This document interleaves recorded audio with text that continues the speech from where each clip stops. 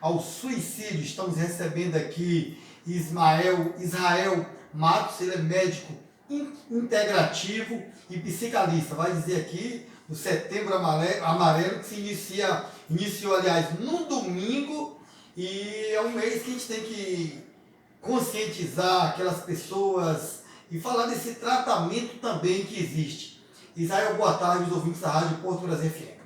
Boa tarde, Ligeirinho. Boa tarde a todos os ouvintes da Rádio Porto Brasil FM. É um prazer estar aqui novamente, mais uma vez, podendo contribuir aí nesse requisito que é mais importante, que é a saúde mental, Setembro Amarelo. Fala um pouco dessa saúde mental já nesse mês de setembro, que foi escolhido aí um mês aí, principalmente, para conversar com aquelas pessoas que estão pensando em suicídio, aquelas pessoas que não vai bem mentalmente. Exatamente. Hoje nós temos algumas dificuldades até para poder estar ressaltando um pouquinho sobre essa dificuldade. Mas o Setembro Amarelo é um mês ao combate à interferência à vida. Então, a tentativa de interferir com o andamento da vida, o circuito da vida, é algo que precisa ser trabalhado e nós estamos aqui para poder acompanhar essas pessoas e poder cuidar, curar e tratá-las, Quando deve procurar para fazer essa terapia? Certo. O primeiro passo para qualquer terapia, tanto por parte de ansiedade, depressão, tentativa de interferência com a vida, o primeiro passo é você entender que você precisa de ajuda, tá? Quando você começa a entender que você necessita de uma ajuda, necessita de uma interferência de um profissional, se torna muito mais fácil e aquele bicho que talvez seria de 7 cabeças se torna algo mais simples e você começa a se entender e percebe que existem outros caminhos para você percorrer conforme aquela situação que você está vivendo atualmente. Além dessas pessoas que não têm aquele relacionamento bem em casa, isso também causa também? Sim, com certeza. Hoje nós vivemos num mundo pós-pandemia.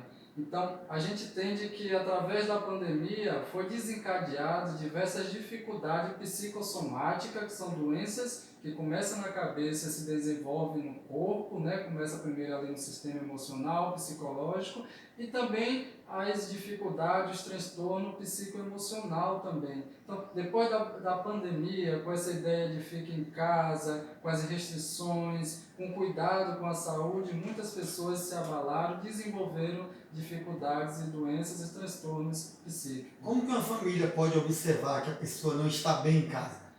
Olha, isso é muito importante poder identificar isso, de um parente, de um irmão, de um amigo. Então, qual a primeira forma como a gente identifica isso, Ligeirinho?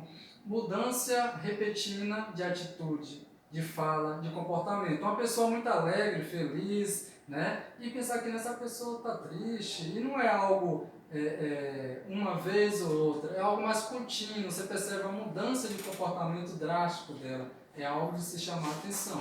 Como diferenciar se a pessoa está triste ou se ela está depressiva? A tristeza... Tem essa diferença, Isso, boa pergunta.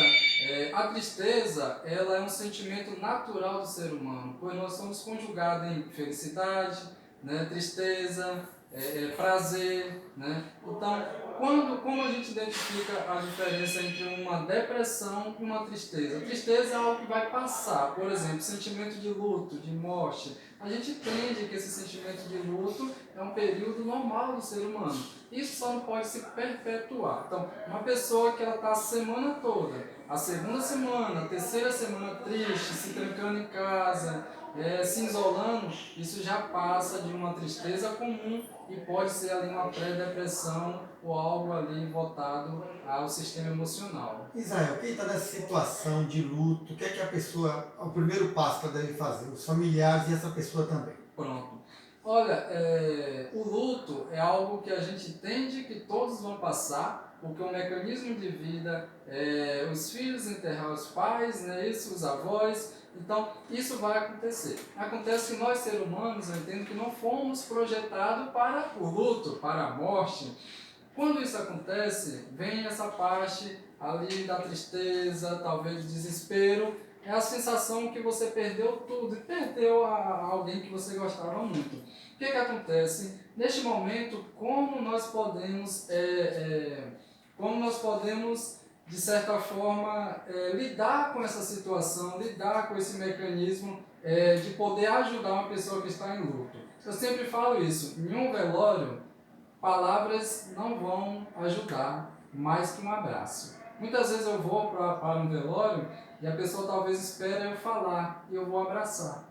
Né? A afetividade do ser humano ainda é algo que o corpo e a mente precisa. A paz interior, a transfusão de energias positiva. Olha, eu não sei o que te dizer, porque foi seu pai, foi sua mãe, mas eu estou aqui para te abraçar e falar, eu estou aqui. Basta a presença da pessoa para início ali de momento. Israel, qual a diferença do psicanalista para o psicólogo? Pronto. É uma dúvida, né, Ligeirinho, constante das pessoas, qual a diferença do psicólogo, do psiquiatra, do psicanalista, e a gente sempre explica de uma forma mais simples, para que as pessoas, talvez mais simples, possam compreender isso aí. O psiquiatra ele é formado em bula, né, em medicação, ele é um médico, né? O psiquiatra ele tem a farmacol, né, a medicina. Então ele pode ali manipular medicações controladas, né, poder ali, de certa forma receitar. O psicólogo ele já não entra nessa parte médica e sim na parte terapêutica. Então ele pode atuar com a evolução e desenvolvimento terapêutico através do cognitismo, através do psicológico, mudança de comportamento, mas ele não pode receitar medicação. O psicanalista, a mesma coisa. A diferença é que o psicanalista, ele trabalha muito no inconsciente. O que é isso? Aquilo que talvez você não saiba o que está acontecendo com você, aquilo talvez que você não entenda, o psicanalista vai extrair isso de você, trabalhando no seu passado, seus gatilhos de infância, e aí a gente consegue identificar com mais precisão também. Como é feita essa terapia? Pronto, a terapia psicanalítica ela vai atuar de quando você nasceu, melhor dizendo, na barriga da sua mãe. Eu sempre falo isso. Você quer ver o teu filho, a tua criança ser mais tranquilo, ter um comportamento, um temperamento mais calmo, né, mais colérico, fleumático, e não sanguíneo, um pouco irritado. Começa na gestação, atua de forma com as músicas melhores, né, a alimentação melhor. Então, de forma sistemática, a gente vai lá na infância, puxando os gatilhos, puxando as raízes da dificuldade, para poder chegar no estado de adulto e poder dizer assim, olha, o teu passado, infelizmente, interferiu na vida adulta. E tem que ter também a fé independente da religião. Importante, eu tenho um mecanismo que eu trabalho há muito tempo, que é corpo, mente e espírito. Eu entendo que o seu sistema emocional, o nosso sistema emocional, ele precisa ser aplicado de uma forma não somente de falar. Eu entendo que somente falar não é o suficiente, você precisa de ferramentas para lidar com isso. Começa na alimentação. Corpo, cuide do seu corpo, cuide da sua alimentação. Até porque se eu, por exemplo, como um exemplo, a carne vermelha, né? Eu como muita carne ali mal passada, vai despertar em mim um instinto animal, até porque a carne é um animal. Então eu vou ficar talvez mais irreverente, talvez um pouco mais irritado, inquieto, agressivo, tá? Agora, se eu começar a comer alface, que trabalha exatamente no desaceleramento do cérebro e traz aquela calma, aquela concentração, você aí ouvinte que come alface meio-dia, você pode lembrar que dá um soninho, né, o alface nesse horário do almoço. Então, através da alimentação, nós conseguimos chegar também nesse mecanismo de tratamento. Parte psicológica é importante da terapia e também a parte da inteligência espiritual. Aí talvez você fale assim, tá, Israel, você vai falar de religião? Não. Eu quero estimular a tua fé naquilo que você acredita. Eu sou neutro, mas eu quero poder explicar para você que você precisa sonhar. Porque o ser humano que não sonha, que não acredita em algo, que não tem fé em alguma coisa, ele fica meio que sem partida, sem meio e sem fim. Então nós precisamos ter um propósito nessa vida. Nós precisamos falar assim, tá, as minhas forças acabaram. E agora eu vou usar o quê? Aí vem a fé, vem a esperança, vem o ânimo, e isso vai ajudar com certeza. Agora, como falar para alguém que ela está precisando dessa ajuda mental? Primeiro passo. Primeiro passo e o mais importante, eu gostaria que isso realmente vocês guardassem essa ideia. Eu não posso, ligeirinho, chegar e falar assim, fulano, João, você está com problema psicológico, você está depressivo, você está ansioso, vai se cuidar. João, ele não vai, talvez, muito provavelmente, que o ser humano ele trabalha nesse aspecto, porque nós somos visíveis, ou seja, para nós doença é aquilo que a gente vê, né? Para nós cortável é aquilo que a gente sente. Então, falando sobre problemas e dificuldade psicológica, a gente não vê. É por isso que hoje dá muito trabalho poder identificar qualquer aspecto, ou transtorno, ou até mesmo um laudo para essa pessoa. Então, o primeiro passo é você fazer com que a pessoa entenda que ela precisa de ajuda. Por exemplo, fulano é muito ansioso, ele fala acelerado, ele não está conseguindo comer, ele não está desenvolvendo no trabalho, ele não está conseguindo ter atenção com os colegas. Como chegar até essa pessoa? Você começa a perguntar, será que isso é normal? Olha, deixa eu te falar, você acha que essa questão que está acontecendo contigo é isso mesmo? Porque talvez aconteceu comigo. Sempre levando ao próprio paciente reconhecer a necessidade de um tratamento. Nós estamos no Setembro Amarelo. Como uma família pode perceber que um ente querido, que uma pessoa querida ali está querendo cometer, tem uma tendência para cometer um suicídio? Ótimo, boa pergunta, Ligeirinho. Hoje a gente imagina assim que existem fases da tentativa de intervenção com a vida, né? Quando você vê uma pessoa em profunda angústia, em tristeza, né, uma pessoa ali se sentindo para baixo, né, ela perdeu um ente querido, ou ela teve uma decepção amorosa, ou ela saiu do trabalho, ou alguma coisa que interferiu muito no sistema emocional dela, já é de se chamar a atenção. Porque na maioria das vezes quem interfere com a vida, essa pessoa ela não fala, é silencioso. Ela não vai sair falando para todo mundo. Quando você vê, aconteceu. Então, se você percebe que essa pessoa, de certa forma, está calada, está com essa tristeza, então você já começa a evitar isso. Primeiro, como eu falei, a busca de um profissional. A segunda coisa, isso em um estado mais avançado, em um estado já de uma tentativa, já de uma escala lá do passado, já de um histórico, é você começar a evitar coisas em casas, objetos que vão potencializar essas questões. São objetos básicos. Às vezes eu vou na casa de uma pessoa que de certa forma está passando por essa dificuldade, eu vou e começo a analisar. Olha, você vai tirar aqui o baigum, não precisa desse tanto de faca em casa, tira 2 facas, você vai tirar corda, evitar uma potencial situação dessa. Zé, estamos quase chegando aqui no finalzinho aqui da participação aqui no Porto Brasil Notícias. 2 perguntas em uma. Como uma pessoa não adoecer na correria do dia a dia no trabalho? Porque tem gente que trabalha demais e chega em casa, quer continuar o trabalho, às vezes não tem tempo para a família, quando vai ver já está um pouco depressivo. Então, como fazer para não adoecer na correria no dia a dia? E com relação ao assédio moral no trabalho, que existe também, muita pessoa acaba psicologicamente não ficando bem.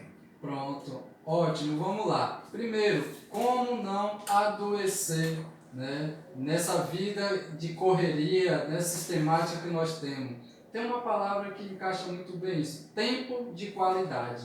Percebe aquelas pessoas que acordam atrasadas e faz tudo corrido e tal, e faz errado, tem que fazer de novo, e aquela correria, porque ela se atrasou. Começar a estimular o seu tempo, né, no horário correto, ter um objetivo do seu dia, traçar planos, né, para não ter eventualidade, já é um mecanismo importante. E assim, o segundo mecanismo é estimular a fé, a inteligência espiritual, ter esperança. O que causa muitas dificuldades hoje, psicossomática, emocional, ansiedade, é a falta de esperança. Para procurar um profissional, você atende onde? Você tem alguma clínica aqui em Porto Seguro, algum lugar que você pode atender as pessoas para tirar uma dúvida ou fazer algum encaminhamento que a pessoa precisa? Pronto, hoje eu estou mudando alguns mecanismos de atendimento. Estou evoluindo mais para... Estou lidando com pessoas que estão tendo dificuldade de sair do seu lar para ir até a clínica. Então, eu mudei um pouco. Hoje eu atendo nos lares, a pessoa entra em contato comigo, eu vou até a residência dela, né? Como você mesmo falou, às vezes as pessoas têm um preconceito com o equilíbrio, com o cuidado psicológico. Ah, isso é para doido. E não, na verdade não é nada disso. Isso aí é uma evolução extraordinária, uma mudança de mente, de gatilho emocional muito grande. Então, tanto de forma online, como também atendimento aos lares, tá? Ou até mesmo em um ponto de referência também. Qual o contato? O meu zap é o 73991448839. Israel Matos, médico integrativo e psicalista, queremos agradecer a participação aqui no Porto Brasil Notícias e gostaria que você deixasse uma mensagem para essas pessoas que estão depressivas, para essas pessoas que estão tristes, a importância desse Setembro Amarelo de procurar um profissional. Olha só, talvez eu esteja falando para alguém que esteja passando por essa dificuldade. O meu conselho e a minha mensagem de hoje para essa pessoa é algo bem simples, mas que pode mudar a vida de muita gente. Se você talvez está sem força em cuidar da tua saúde emocional, você está se sentindo fraco, além de você pedir ajuda, reflita quem depende de você. Talvez você não esteja se valorizando, mas alguém precisa de você nesse mundo. Alguém depende de você. Lute não só por você, mas por eles. Muito obrigado pela participação aqui no Porto Brasil Notícias e retorne aqui mais vezes. Esse assunto é muito interessante e muito importante para toda a comunidade. Eu que agradeço, Ligeirinho, pela participação. Estou à disposição aqui para estar retornando à minha casa, né?